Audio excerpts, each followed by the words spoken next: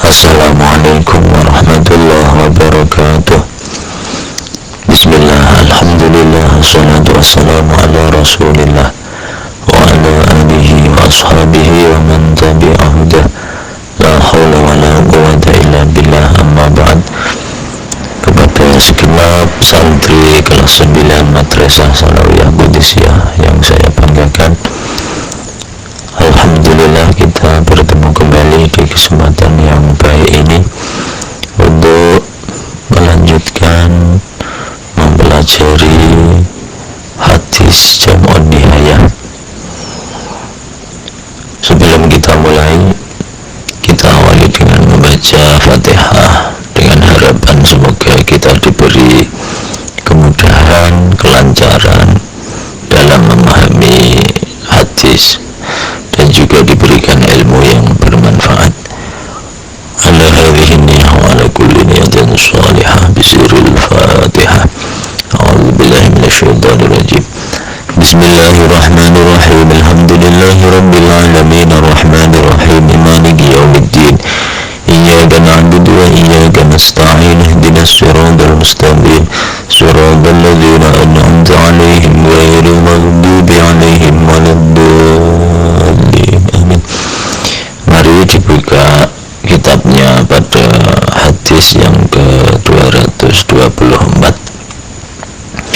Tolong dimaknani, disimak, dipahami.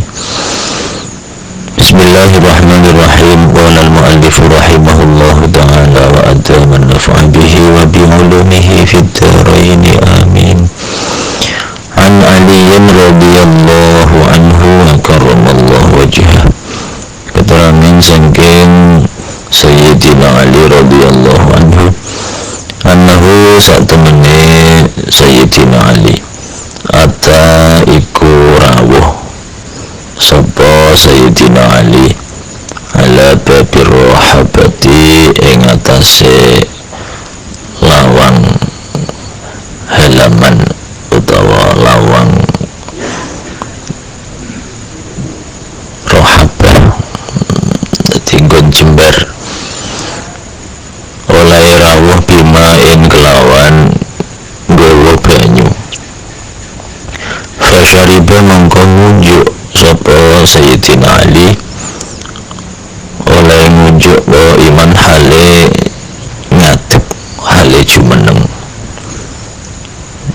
Faqala mongko ngendika sapa Sayyidina Ali badane ngunjuk ndekne pintu rohabah, ini tempat sing jember ombo.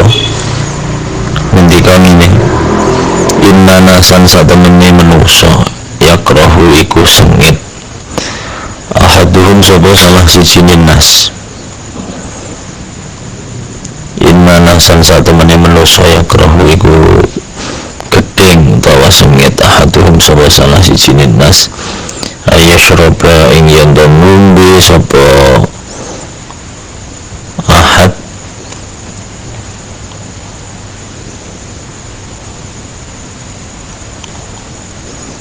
bahwa halu tawi ahad wa imun iku ngadeg.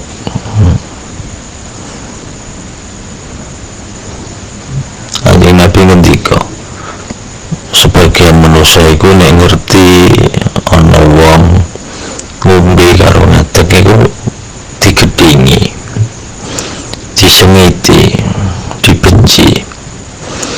Padahal wa inni lan satemene ingsun ra'aitu iku ningali sapa ingsun an-nabi injing Nabi Muhammad sallallahu alaihi wasallam fa'ala hale nindai sapa injing Nabi kama kaya tingkah ra'aitumu kang padha ningali sira kabeh ni ing ingsun fa'altu hale nglakoni ingsun.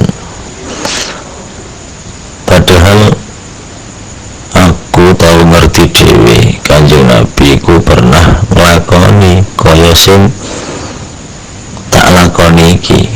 Artinya Kanjeng Nabi pernah ngunjuk ganti keadaan jumeneng. Sayyidina Ali nyekseni Terus niki hadis kangge nolak pendapat-pendapat wong sing ngarani nek ngombe karo ngadeg iku hukume haram. Senajan wonten dene redaksi hadis ingkang sanes Kanjeng Nabi melarang nunjuk kanthi ngadeg, tapi larangan niku dene dawuh-dawuh Quran utawi hadis niku tidak langsung menjadi hukum haram, tidak. Ada yang makruh. Begitu juga perintah itu yang ada di dalam hadis atau di dalam Quran itu tidak berarti otomatis perintah itu menjadi wajib, tidak. Cuman kalau menurut kita ahli sunnah wal jamaah, seperti makan, minum itu kan ada adab-adab yang harus dipenuhi. Kita mau menikmati rezeki yang telah diberikan Allah itu harus ada etika, sopan santun yang kita laksanakan. Kalau keadaan memang tidak mendesak, tidak darurat, ya lebih baik menggunakan adab cara makan, cara minum yang benar.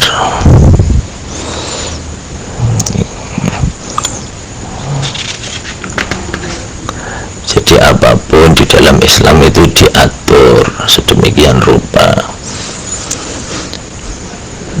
Abi Hurairah, keterangan saking sahabat Abi Hurairah radhiyallahu anhu, qala ngendika sapa Abi Hurairah sahabat yang terkenal paling banyak meriwayatkan hadis-hadis Nabi Muhammad SAW. Nama aslinya Abdurrahman bin Sakhr. Sampai wafatnya beliau tidak menikah. Banyak waktunya dihabiskan untuk ilmu, belajar bersama Rasulullah.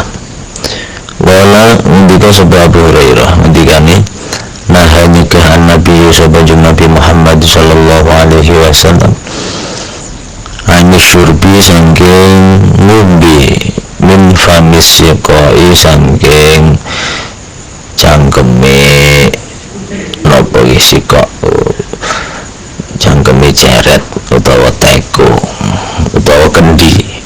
Terus wadah banyu sing kangge beberapa orang. Nek gelas kan tempat minum untuk satu orang. Sikok itu wadah air yang bisa cukup untuk beberapa orang. Itu sikok ya, misal teko, ceret, kendi. Itu Kanjeng Nabi melarang minum langsung dari mulutnya itu teko atau ceret, wal kirbati lan gribo, ya semisal itu gribo. Ya cara wong Jawa ngombe ku aja dicucuk, jadi lambe didu lambe niku ceret utawa kendi. Luwih apik ngelonggo daripada nyucup, luwih apik diwadai gelas daripada ngelonggo. Tapi ya teko teko disak gelas lagi diunjuk adab ya karo linggih maca bismillah. Lan ora langsung dintekno sak gelas, 3 tegukan mandek, nanti minum lagi 3 teguk berhenti. Itu adabnya. Kalau tidak ada gelas ya jangan dicucuk, istilahnya ngelonggo. Ngelonggo itu langsung dari teko atau kendi ke mulut tapi tidak menempel, itu istilahnya ngelonggo. Wa ayam na'alan yento nyegah sapa ar-rajul wong lanang ayam na'alan jantanya ka'arojulu sapa wong lanang jarahu ing tanggane rajul nyegah ayau liriza ing yento nancepake sapa jarah khosabaru ing pira-pira kayune jarah fitarihi ing dalam omahe rajul. Ini termasuk dilarang ada tetangga yang mempunyai tetangga, ada orang yang melarang tetangganya menancapkan suatu kayu misalnya di tempatnya itu orang tersebut.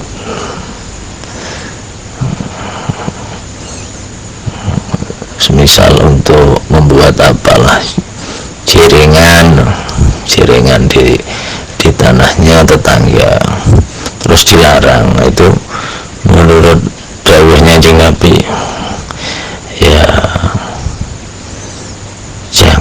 jangan dilarang, cuma membuat jaringan aja. Atau misalnya punya kayu disendekkan di temboknya terus dilarang. Yang jelas hukum tetangga itu hukum kurang lebih, asal tidak terlalu merugikan. Jadi bagi yang punya tanah, kalau tidak terganggu atau tidak merugikan, ya jangan dilarang. Tapi kalau sudah kelewatan, ya itu beda lagi. Kelewatan itu harus ada kata-kata yang jelas atau tembung. Tapi lebih baik ya gitu, kalau menggunakan haknya orang lain, misalnya tanahnya orang ditempati kayu misalnya, ya lebih baik minta izin sama yang punya. Bagi yang punya, untuk masalah seperti itu jangan dilarang gitu. Wong lainnya segitu kok dilarang. Hanya Abi Hurairah tak keterangan saking sahabat Abi Hurairah radhiyallahu anhu wala ngendika sapa Abi Hurairah, nanti kami sami itu mireng sapa ingsun Rasulullah enjing Rasul Muhammad sallallahu alaihi wasallam ya qulu halidawu sapa enjing Rasul dawuh ngeten, la yadkhula ahadan, ora bisa mlebokno ahadan ing wong suwiji amaluhu apa ngamale ahad al jannata ing swarga. Ngamalnya seseorang itu tidak bisa memasukkan dia ke dalam surga. Walu pada matur sahabat, wala anta ya Rasulullah, wala anta lan ora utawi panjenengan ya Rasulullah.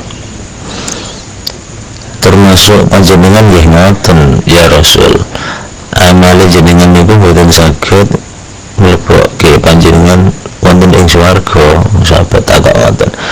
Termasuk juga Anda ya Rasulullah, amal Anda tidak bisa memasukkan Anda ke dalam surga. Wala dawuh sapa Nabi, wala ana lan ora termasuk aku. Yo bener, aku yang ngono, amalku ora iso mlebokno aku ing swarga. Illa ayyataghammadani Allahu bifadlihi wa rahmatih, illa ayyataghammada kejaba yento ngesoake ni ing ingsun Allahu sapa Allah, ni ing ingsun Allahu sapa Allah bifadlihi kelawan anugerah Allah, fadli Allah, wa rahmatihi lan kawelasane Allah, kecuali saya mendapatkan fadl dan rahmatnya Allah itu bisa masuk surga. Jadi orang mukmin besok pada hari kiamat di alam akhirat dimasukkan Allah ke dalam surga itu bukan karena semata-mata amal perbuatannya, bukan, tapi dimasukkannya orang mukmin ke dalam surga itu karena fadl, benar-benar fadl dan rahmatnya Allah. Karena tidak imbang amal perbuatan yang dilakukan di dunia dengan balasan yang diterima, itu tidak imbang, jauh lebih banyak, lebih berharga. Makanya disebut fadl atau rahmat. Kalau sudah masuk surga itu selama-lamanya itu tidak ada batasannya, tidak bisa dihitung dengan kalkulator. Padahal hidup di dunia paling cuma 60-70 tahun. 60 tahun misalkan orang hidup di dunia 60 tahun, padahal 60 tahun itu tidak langsung amal perbuatannya itu dicatat. Jadi mulai dicatat malaikat yang nantinya akan ditimbang pada yaumil kiamah itu mulai usia balik, katakan mulai usia 15 tahun, berarti sudah kepotong 15 tahun. Usia 60 tahun dipotong 15 tahun, tinggal 45 tahun. 45 tahun itu aja kan, selama 45 tahun itu kan tidak dituntut selama 24 jam kan, tidak, kan ada waktu istirahat. Jadi umpama orang dikasih umur 60 tahun, setiap hari 24 jam terus sampai 60 tahun. Seumpama satu harinya itu dibagi tiga umpama, yang sepertiga untuk istirahat, berarti 60 tahun dibagi 3 itu 20 tahun. Jadi orang hidup di dunia itu 20 tahun tidur tok. Tidur tok itu 20 tahun. Makanya tidak imbang.